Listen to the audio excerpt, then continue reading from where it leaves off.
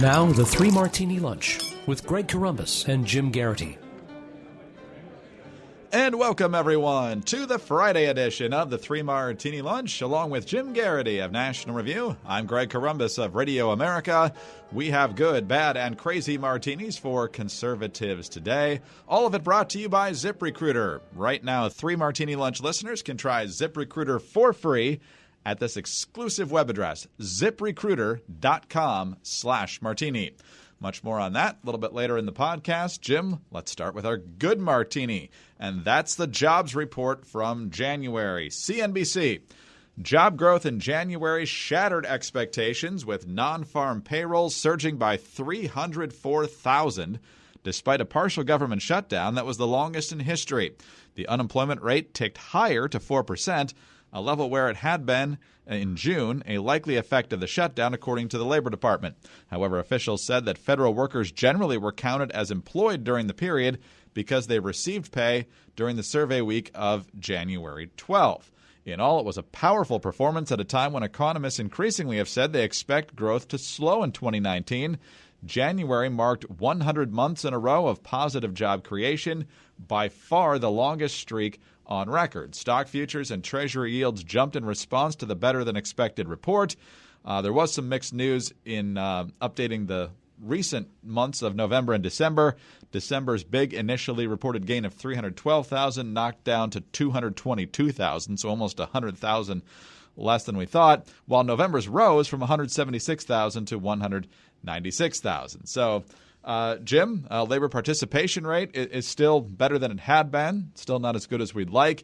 Seems like more people are jumping in the job market because they sense opportunity, which is usually in a good economy why the unemployment rate rises. So overall, we'll always take a report that says much better than expected. Yeah, Greg, it was kind of fascinating to watch the discussion on Twitter and the various cable news networks this morning. It's a very fair question. How do you count a federal worker who is furloughed?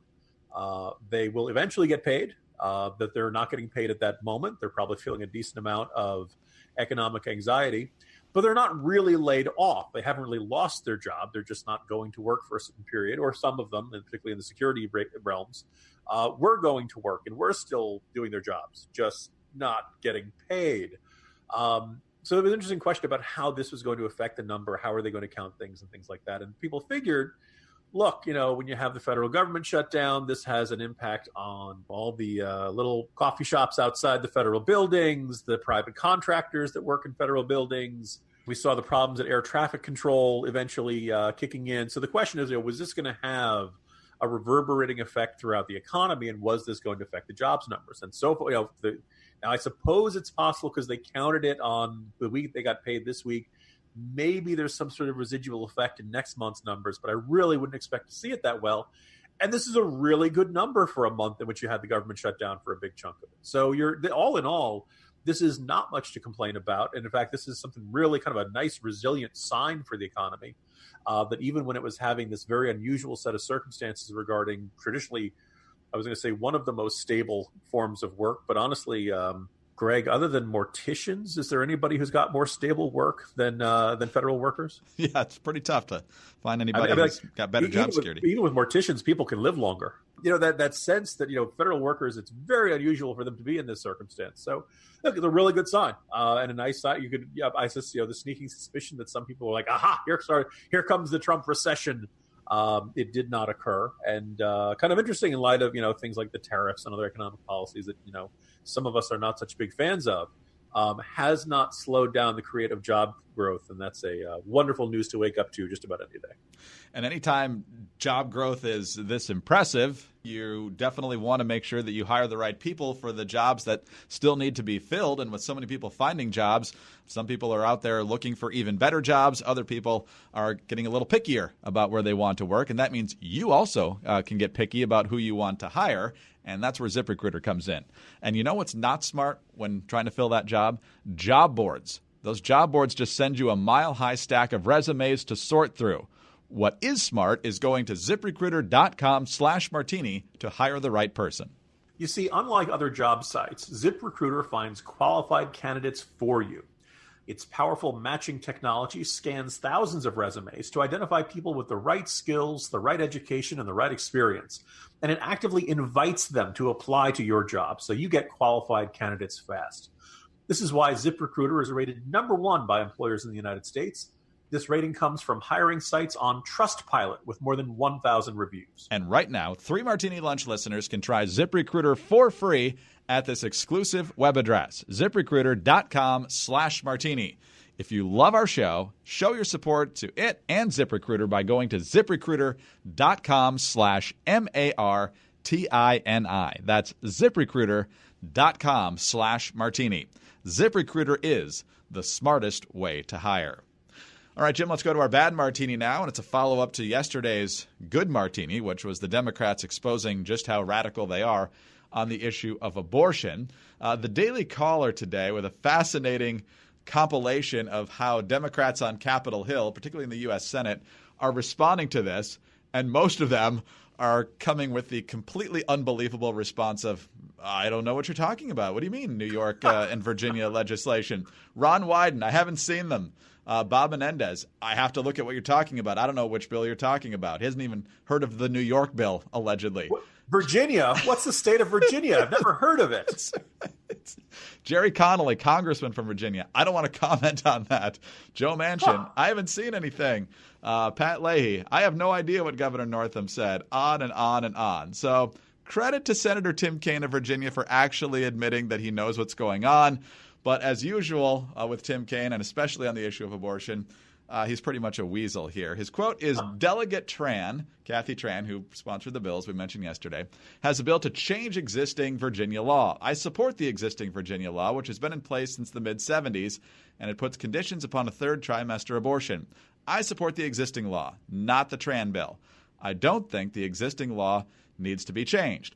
Well, what about Governor Northam's comments on WTOP, Senator? I'm not going to comment about comments. I'll just tell you the existing Virginia law, I think, is the right law, and it's consistent with Roe versus Wade, where the state is able to impose meaningful regulations of a third trimester of a pregnancy.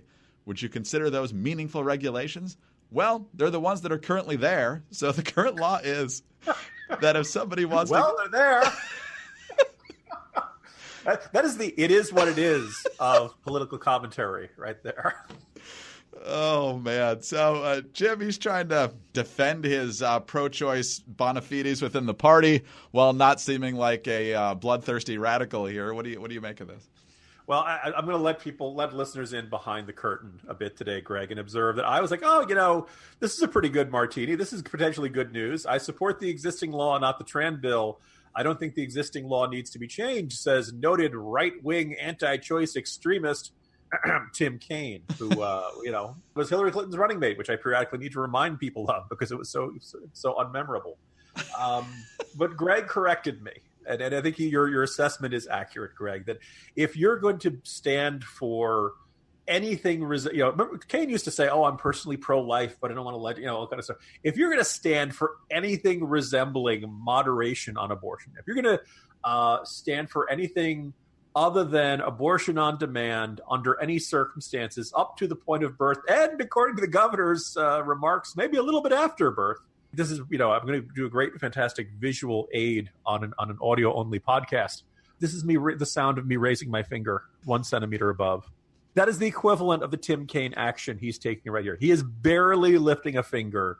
That is about as mild a possible criticism as he possibly can make for this bill. Basically by saying he does not support it and he doesn't think the existing law needs to be changed. Come on, And then this whole thing of, I'm not going to comment about what the governor said. Northam, I hardly even know him, kind of response there. So you're right. We really shouldn't give too much credit to Tim Kaine. I do think it's interesting that at a point where, look, he just got reelected. It's not like he's got a 2020 bid that would be derailed by this. This is now a two-term incumbent, right? Or is he 3-term? His second term just started, yeah. Second term just started, who for all extents and purposes, could be in the federal witness protection program. Constituents forget, fellow Democratic senators forget that he exists. I mean, this is one of the things that's kind of fascinating. Traditionally, the person who is like the running mate of the losing candidate at least gets some buzz about running for president. Where you're there. Paul Ryan, Sarah Palin, John Edwards ran in 2008. Lieberman, there's at least some. Have you heard anybody say, hey, how about Tim Kaine for president in 2020? I haven't heard a single person. And, and everybody's getting consideration, which we'll talk a bit more about in a few minutes. So, it says something that Tim Kaine, even with the strength of his anonymity, right? Even with the fact that he's got so little to lose, will just take that teeniest 1 millimeter step towards criticism of the bill. I think it's exceptionally revealing of the dynamics of the Democratic Party these days. Amazing. Two quick things here. First of all, Kaine is also a former governor, so the idea that he's not paying attention to what the governor is saying. Look, that place has gone straight downhill since I left the governor's mansion, let me tell you. The other thing is, it sounds good for people who are kind of on the fence maybe about whether abortion should be legal or it's not an issue that matters as much as some other issues, to hear somebody say, well, I'm personally opposed to it, but who am I to actually try and stop it? But nobody ever asked the follow-up question of why are you personally opposed to it? So if you actually believe it's the taking of a human life and your position is, well, yeah, I think you're snuffing out human life, but who am I to oppose that? So look, it's a form of murder, but not a kind I want to make illegal. It's the kind of murder I find morally troubling, but legally acceptable, which is not as enlightened a perspective as I think it sounds like to themselves in their head. The other thing is I don't believe in legislating morality. Also, it's time to ban billionaires and the internal combustion engine. Right? All law is legislating morality on some level, right? I mean, exactly. You think the tax levels are too low because you think it's immoral that people aren't paying their fair share, right? Everything is like, but as soon as it gets into this area, I can't legislate morality. We don't want morality in our lawmaking. Who knows what that would lead to? All right, let's move to our crazy martini now. And now that everyone's come to grips with the fact that Tim Kaine will not be running for president in 2020, there's no shortage of Democrats who are. We've talked about several of them in recent days, a lot about Kamala Harris, Kirsten Gillibrand, Tulsi Gabbard, lots and lots of people getting in, and others will get in, including today. New Jersey Senator Cory Booker, to no one's surprise, is getting in. He launched a video that the media is just loving for so many reasons. 3 quick clips here. First of all, here's the beginning of it. In America, we have a common pain, but what we're lacking is a sense of common purpose. What's up? Amen. So the guy calls 2020 right after Booker says we need a common purpose. We'll get to that in a second. Hang on, let's just jump. Let me jump in there for a second, Greg. Do you really believe that when Cory Booker walks down the street, random people yell 2020? Was it vision test or something? Yes, that's exactly You can't right. tell me that wasn't scripted. You can't tell me that wasn't organized. I just do not believe the idea that random strangers see Cory Booker and the first thing is, that man needs to be president. And I feel it so strongly, I just have to burst right out of me at the top of my lungs. Yeah. Sorry, not buying it. I was going to say that might be T-Bone, but we know it's not. So we found him. I'm sorry. I interrupted, Greg. Oh, that's fine. Then later on in the 2.5-minute video, I think this is kind of a shot at his Democratic rivals. I'm the only senator who goes home to a low-income inner-city community, the first community that took a chance on me. And here's the end of the video where he brings his theme into all of this. It is not a matter of can we. It's a matter of do we have the collective will, the American will. I believe we do. Together, we will channel our common pain back into our common purpose. Together, America, we will rise. I'm Cory Booker, and I'm running for President of the United States of America. So, Jim, it's a well-produced video. It reminds me of Obama a lot because it's got a lot of soaring ideas and not really a record to point to you as the person who can actually solve them. I went a pretty lengthy tour of Cory Booker's career, going back to 2002 when he was running against Sharp James, the multi-term, long-time incumbent Democratic machine politician who was mayor of Newark back in 2002. Cory Booker did not succeed in his first effort, but he did provide kind of a very interesting, dramatic clash between the old guard and this new upstart. Turned into a documentary called Street Fight. And it's interesting from the conservative perspective. Early stage Cory Booker was kind of interesting. He very much was tired with what was, in his eyes, a completely failed model of governance in these, deep blue, never had a Republican option, run into the ground, urban poverty, blight, crime, every problem you could imagine. Newark. By the way, Newark, New Jersey is the way it is because Batman wouldn't go there. For perspective, I mean that's what the level of crime and corruption was. And so Booker, he promoted a certain amount of school choice. There were certain ways in which he was shaking up the system and open to innovative new solutions. And I don't know if Republicans ever really loved the guy. You may remember, Chris Christie doing this funny video because Cory Booker kept saving people, right? He was running into burning buildings and helping, people shovel people's snow and all that kind of stuff. It was the superhero and all that stuff. You look back at Cory Booker's time as mayor of Newark, there was a lot of hype, a lot of excitement. Zuckerberg and other nice, wealthy folks donated $200 million to help improve the schools. It was neither a total waste nor the resounding success you'd kind of hope it was going to be when it was announced on Oprah. Reading scores did go up pretty significantly, so kudos to them for that. Math scores were kind of flat. Some of the money went to consultants who were making about $1,000 a day, and the usual dumping into the education machine and all that stuff. So it's not that Cory Booker never did anything well as Newark, but I think the amount of hype he got was disproportionate to the actual change in the city during the time that he was mayor. Gets elected to the Senate, and bit by bit, year by year, you can see Cory Booker become much more of a cookie cutter partisan Democrat. Now, the other interesting thing is you see the work at Zuckerberg, and he was always reaching out to Silicon Valley and New York's equity. 2012, he actually defends Bain's Capital on Meet the Press, and he says that the Obama campaign attacks on private equity are make him nauseous. And it was just a thermonuclear reaction from most Democrats. This is the peak of the Obama-Romney campaign. Greg, and I don't know if you recall, we must have talked about it in the archives at some point. Cory Booker must have woken up with a horse's head in his bed because the very next day he's got this tape out that looks like a hostage tape that says, "Oh, I didn't mean to improve. I fully endorse President Obama. We're on the right track under." And if you look closely, his blinking, "Newark needs Wall Street money. Stop picking on them," I believe was the coded message there. No, so Cory Booker, bit by bit, year by year, gets less and less interested in fighting with his party's orthodoxy. But you're right; he also very much wants to have this stirring rhetoric, and I watched his speech in 2016 at the Democratic Convention in Philadelphia. Greg, he shouted the whole thing. And it was all like, "Our bigger dreams are better for tomorrow, and the sky's the up. Oh my God, it just was relentless. And you could tell he's trying to do Obama 2004. There are no red states, there are no blue states, only red, white, and blue states, and all that kind of stuff.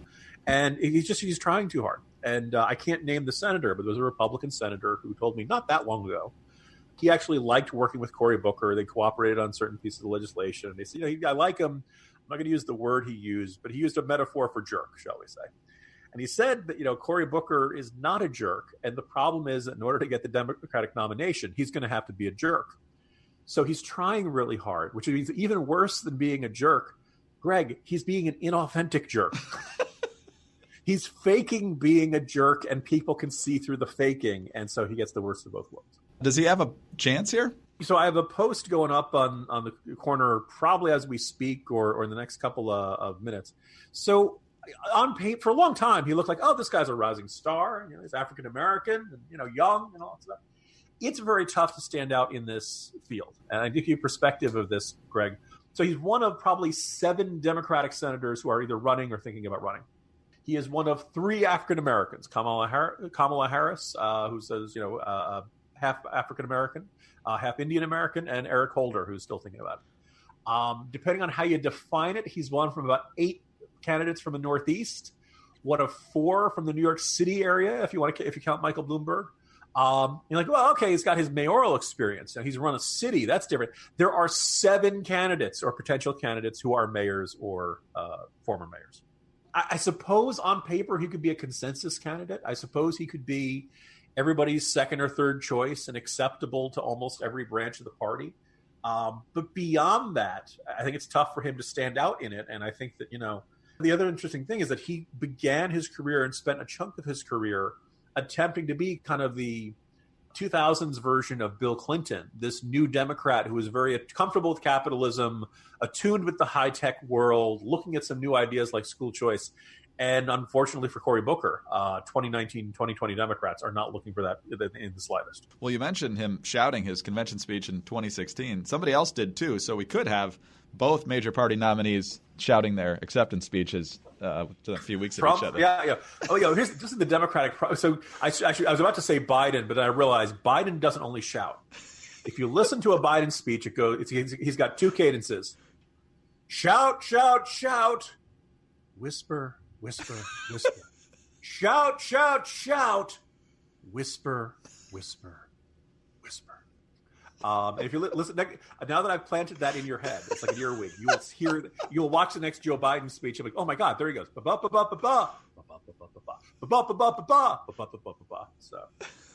I'm hoping someday he does a scat bebop improvisational jazz spoken word album from Joe Biden. It should be absolutely fascinating. We got to sample that along with the drum arrangement from the Cory Booker video. We could have a... There we go. That, and I believe Biden's hit album will be called I'm Not Being Facetious. Literally. Literally, I'm not being facetious. Oh, see, we're going to have a lot of fun with this over the next 2 years. It'll get exhausting at times, but with this many characters in the race at this point, there's plenty of room for comedy. So, Jim, enjoy the weekend. Who you got in the Super Bowl? Every Patriot Super Bowl in the Belichick era has been close, so I'm expecting a close game, but I have a feeling the Patriots will probably pull it out. What do you think? Yeah, my heart is with the Rams. My head is with the Patriots. The only good sign is that please at least have somebody retire after this. Belichick, Brady, Gronk, somebody. Or what am I really rooting for? I'm rooting for Bane from the Batman movie. Greg. Have the stadium just implode? Field to open up and everybody to fall in. Jim is expecting big things. That if that happens, nobody's going to remember the ads. People have argued whether Hines Ward deserves to be in the Hall of Fame, Greg. And I've always believed, look, any man who can escape Darrelle Revis, all the great cornerbacks of the age, and Bane, because he was the only guy who ran all the way faster than the field collapsed in Batman. That belongs in his highlight reel, definitely. Excellent. Well, and try to enjoy the game anyway, and we'll talk to you again on Monday. See you Monday, Greg. Jim Geraghty of National Review. I'm Greg Corombos of Radio America. Thanks for being with us today, and tune in again on Monday for the next 3 Martini Lunch. In the meantime, don't forget to visit our friends over at ZipRecruiter, ziprecruiter.com/martini.